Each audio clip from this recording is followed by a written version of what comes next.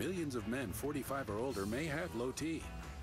So talk to your doctor about low T. Hey, Michael! And step out of the shadows. Hi, how are you? Learn more at isitlowt.com. Ever since we got charter internet, Timothy's been acting a little... Odd. Charter has increased its internet upload and download speeds again. I can download 8 songs in 3 seconds, or an entire movie in 2 minutes. I can do anything. I am the internet. Timothy? Invisibility! I can still see you, you know. Don't have charter internet? Call today and get speeds up to 30 megs for only $30 a month. Burn! Is that all you got? One more rep. Sculpt the guns, baby. Yeah!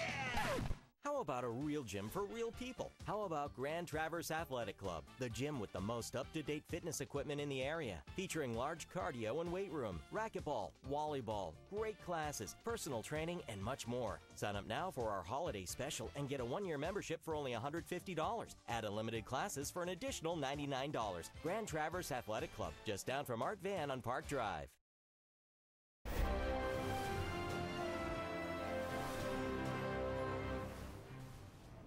With 99% of the vote in, Rick Santorum, 29,944 votes. Mitt Romney, 29,926 votes. Santorum leading by 18 votes. Welcome back. You're now in the tireless portion of our programming. I wanted to play, I thought, the most interesting speech tonight, and we saw speeches from all the candidates. Michelle Bachmann sort of made her way through a script that she read off. Rick Perry announced, I thought somewhat surprisingly, that he would be reassessing his campaign. And Howard Feynman was reporting earlier in the night that Michelle Bachmann's people are going to talk to her about dropping out. So we may lose both those candidates, which would probably be a boon both for Santorum and for Paul, presumably, who would pick up their support. We saw Mitt Romney, we saw Rick Santorum gave, I thought, a pretty effective speech, essentially introducing himself to people that are watching and just tuning in. But the most interesting speech to me was Newt Gingrich, Newt Gingrich was surging ahead about 2 weeks ago. He was leading in all the polls. He had come back from the dead, and he timed it exactly wrong. See, he timed it so that he peaked at just the moment everyone was making their ad buys, which means 45% of the advertising, negative advertising in Iowa, was against Newt Gingrich. And Newt Gingrich is bitter about this. He is bitter about the fact that Mitt Romney's super PAC went after him very hard. Let me show you. We edited together some highlights of Newt Gingrich's passive-aggressive swipes at Mitt Romney in tonight's speech. And I want to take just a minute and congratulate a good friend of ours, somebody who we admire and whose family we admire, and that's Rick Santorum. And I admire the courage, the discipline, the way he focused, and I also admire how positive it was.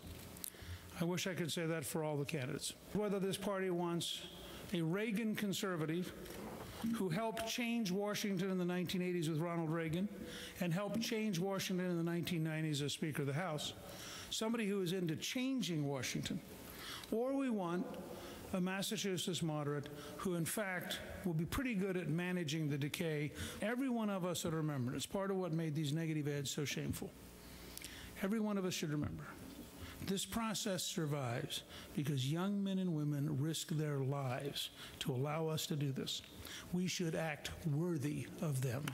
Okay, let me just in case that went, if the subtext there was unclear, he ended his speech, that last clip, he ended his speech by saying, Mitt Romney's negative ads dishonor our troops, essentially. That because they risk their lives for our freedom and to protect this political process, we have to be. Now, this is the same Newt Gingrich who essentially invented slash and burn politics in their modern incarnation. Changed Washington. Who changed Washington, who is now fainting over. He did everything but say that Romney's ads caused Susan Smith to drown her kids. Yes, exactly. It came that close, and yet, and also, I will say, managing the decay. Mitt Romney will be quite good at managing the decay. I actually thought that was the most brutally sort of effective attack on Mitt Romney. You're gonna, there's a lot of pathos in the American electorate right now about American decline, right? We are being beaten. We are going to lose to China. We're on the downward slope. To say that Mitt Romney is going to be the person who effectively manages the decay, those are fighting words. Well, you know, nobody's really been attacking Mitt Romney very much. I mean, there's been no negative ads, and partly because Newt Gingrich, despite his earlier history, actually has, you know, Mitt Romney is still the inevitable nominee. They don't have anyone else, as desperate as they are not to nominate him. And so Newt Gingrich, knowing that, has kind of not gone after him. The other candidates have been too busy going after each other. So he's been kind of above the fray. Now Newt Gingrich is wounded, he's angry, and so even though Mitt Romney is still going to be the nominee, I think he's going to unleash a whole new level of venom. Look, the fact is, everybody except Santorum gave some sort of concession speech tonight. I mean, certainly Romney's was the kind of, I'm still the front runner, even though I seem to be losing by 12 votes or something. And he sort of condescendingly gave Santorum an attaboy. But I was recalling then Senator Obama's concession speech in New Hampshire, which is one of the most painful ones to give, right? Because he'd expected to win. He'd been up by double digits. He loses to then Senator Clinton, and doesn't give this kind of I will go after and she's dishonored our troops. Instead, he gives yes we can. I mean, it is. I am trying to imagine will.i.am remixing, oh my God, managing the decay. If you are watching this right now, please, someone out there, remix will.i.am to managing the decay. We will play it. Seriously, if you're watching this, we will play this on Up With Chris this weekend. So. I have to say that to a certain extent, though, I have a newfound respect for Gingrich because for the most part, I've considered him just a grifter throughout this entire campaign. Like literally just doing this to sell books. Right. But now it seems like it's personal. And it is the most passionate and invested in actually, I think, what he's been saying is that now he seems to have like a real mission. I'm going to take out Mitt Romney. You know, before it was just about selling books and being able to write off vacations that we could take and to meet some people and to maybe increase my speaking fee. But now I'm going to do some damage. And what's interesting is that we've seen people go after Mitt Romney in debates. And relatively hard charging. I mean, you know, not gloves off kind of thing. But he hasn't really been barraged with negative ads. I mean, that is the big test. Right. And is anyone gonna do that in the next round? And there's lots of material. Well, who has the money? Of course there is. Who has the money, though, to do it? Right. That's the real question. Because Rick Santorum right now is going to spend money on clearing the rest of the non-Mitt Romney people. Right. Mm-hmm. So no one has the money to attack Romney right now. But on these debates that are coming up this week, you're going to see Gingrich, I think, is going to blow through every question and just immediately just attack. Frankly, that's probably what he'll do. Exactly. Right. Frankly, he'll do that. He will profoundly and frankly go after Mitt Romney. Yes. I mean, I read the speech as I will try to take Romney down with me. Because this kind of display of petulance will not help Gingrich. Right, of course. And that's why Barack Obama very wisely did not do that. But it enables Santorum to make the positive case for himself while somebody else is out there making the negative case against Romney.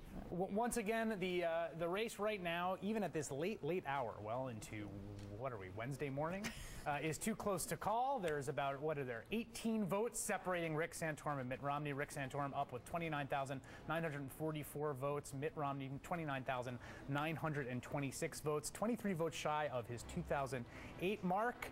We're going to talk about the other caucuses that happened in Iowa tonight, the ones that no one has talked about, which happened on the Democratic side, right after this break. Instantly smooth wrinkles with a shot? Wait a second. With Olay, challenge that. New Regenerist Wrinkle Revolution relaxes the look of wrinkles instantly and the look of deep wrinkles in 14 days. Ready, set, smooth. Regenerist from Olay. Okay, who gets occasional constipation, diarrhea, gas, or bloating? Get ahead of it. One Phillips Colon Health Probiotic Cap a day helps defend against digestive issues with 3 strains of good bacteria.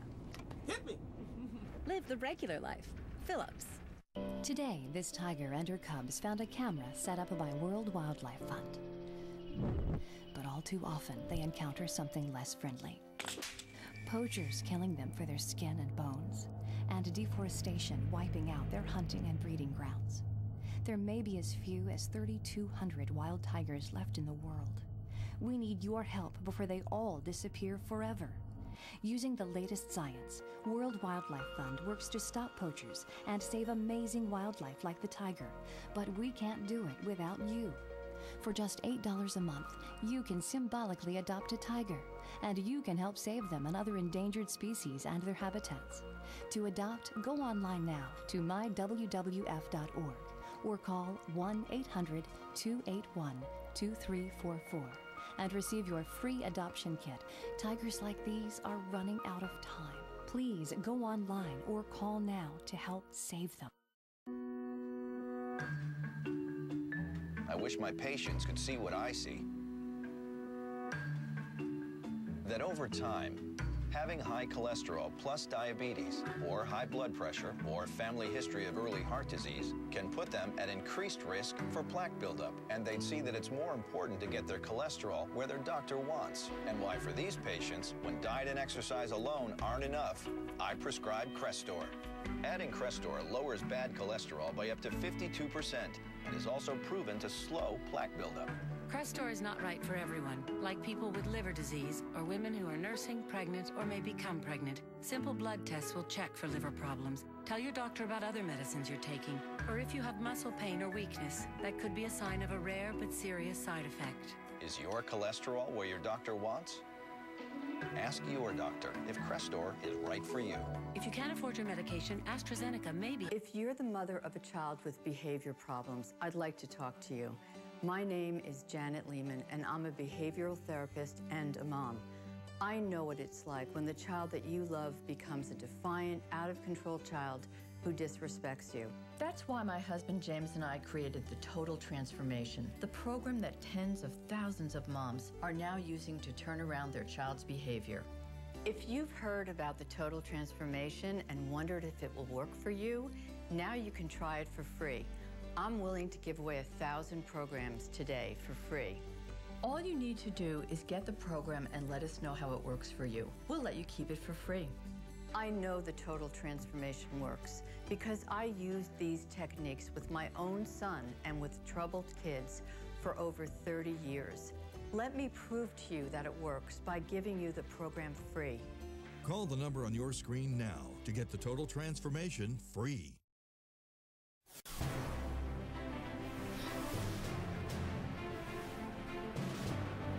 With 99% of the vote in, Rick Santorum now has 29,944 votes. Mitt Romney has 29,926 votes. Santorum is posting an 18-vote lead. Associated Press said earlier this hour that an announcement of the definitive winner is imminent. So we will stay tuned for that. One thing I wanted to add to our discussion about Newt Gingrich before we turn our attention to the other side of the aisle is Michael Isikoff had a story for us today talking about the fact that Newt Gingrich has his own super PAC.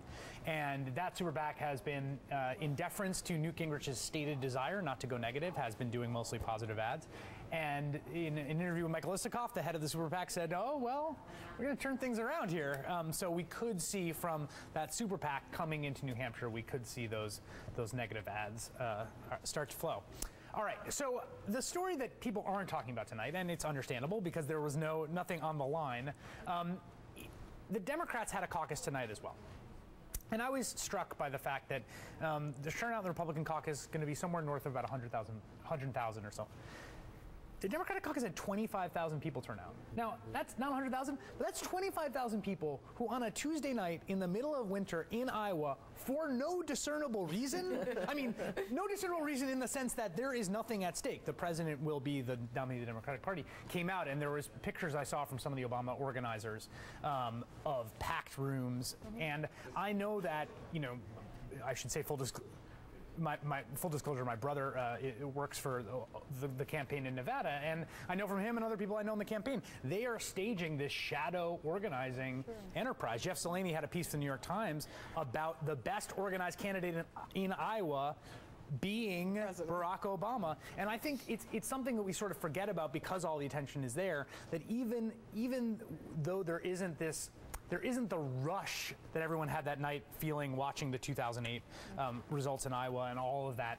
energy that rushed towards Barack Obama then, there is still a tremendous amount of organization, capacity, and passion that is out there, that is on the ground, that is being put in place now for the general election. Well, it also seems to me, look, for as much as there's been a conversation in many ways denigrating Iowans, I feel like, about the caucus and about them being very right-wing, the fact is that Iowans, in the broadest category, people who live in Iowa, who are citizens of Iowa, are actually not just a bunch of right-wing evangelical group. They actually have gone Democratic in the most recent elections. They have made a variety of relatively progressive policy choices as a state. And part of what Iowans are people who take very seriously their role as this kind of first in the nation caucusers. And so it's not just an exercise. On the one hand, nothing's at stake, but Iowa's at stake for a lot of them. And so part of it is them showing up to say there's not just one set of voices here. We have some new numbers in the Santorum lead, now down to 4 votes. This really is just about as close as it could possibly be. Rick Santorum now with 29,968 votes.